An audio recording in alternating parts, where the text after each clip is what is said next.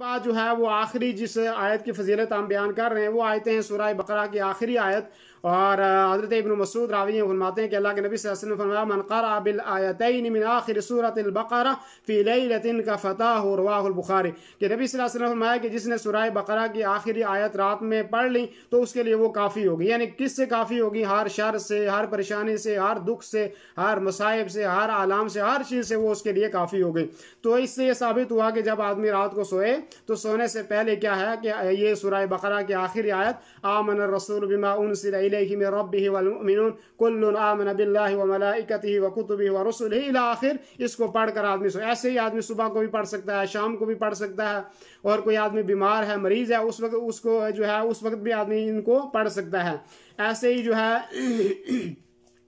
सामने इससे पहले कुरान की फजीलत और कुरान करीम के तिलावत के आदाब और कुरान करीम की बाद सूरतों की फजीलत और फिर आयात की फजीलत, और उसमें जो है आज का ये आखिरी दर्स था जो हमने इस ताल्लुक़ से किया और मुख्तसर तौर पे मैंने उन चीज़ों की वजाहत की। उम्मीद है इंशाअल्लाह आप ज़रूर इसको शुरू से देखेंगे और इससे फ़ायदा हासिल करेंगे। अल्लाह रब्बुल आलमीन मुझे कहने से पहले मुझे ख़ुद अमल करने की तौफ़ीक़ अता फ़रमाए और उसके बाद तमाम सामीन, नाज़रीन और मुशाहिदीन को अल्लाह ताला अमल की तौफ़ीक़ अता फ़रमाए।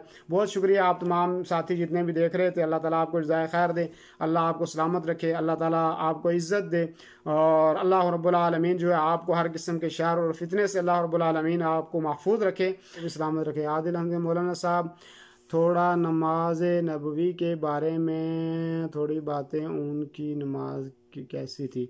अल्लाह के रसूल सल्लल्लाहु अलैहि वसल्लम की नमाज जो है वो बहुत आराम से आप सल्लल्लाहु अलैहि वसल्लम नमाज पढ़ते थे, आहिस्ता आप नमाज पढ़ते थे, और रुकू और सुजूद का आप खुसूसन ख्याल रखते थे। आप रुकू में जाते थे तो आराम से रुकू करते थे और आपकी कमर जो है ताकि बराबर हो जाए, और फिर जब आप रुकू से उठते थे तो आप सीधे खड़े हो जाते थे। इतनी देर रुकते थे, उसमें आप रब्बाना लकल हम्द हम्दन कसीरन तय्यबन मुबारकन पढ़ते थे।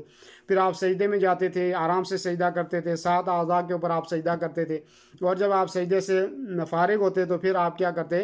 2 सजदों के दरमियान बैठते थे, अल्लाह मग़फ़िरली वरहमनी वहदनी वआफ़िनी वरज़ुक़नी आप पढ़ते थे, और फिर दूसरे सजदे में जाते थे और सजदा आप इत्मीनान के साथ। ऐसे ही आप नमाज के हर रुकन को आप इत्मीनान और सुकून के साथ हर रुकन को आप किया करते थे।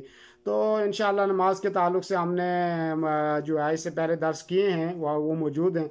अगर आप नमाज का तरीक़ा आप देखना चाहते हैं तो इंशाअल्लाह वो मौजूद है। आप ज़रूर इसमें नीचे आएँगे तो आपको वहाँ पे मिलेगा इंशाअल्लाह।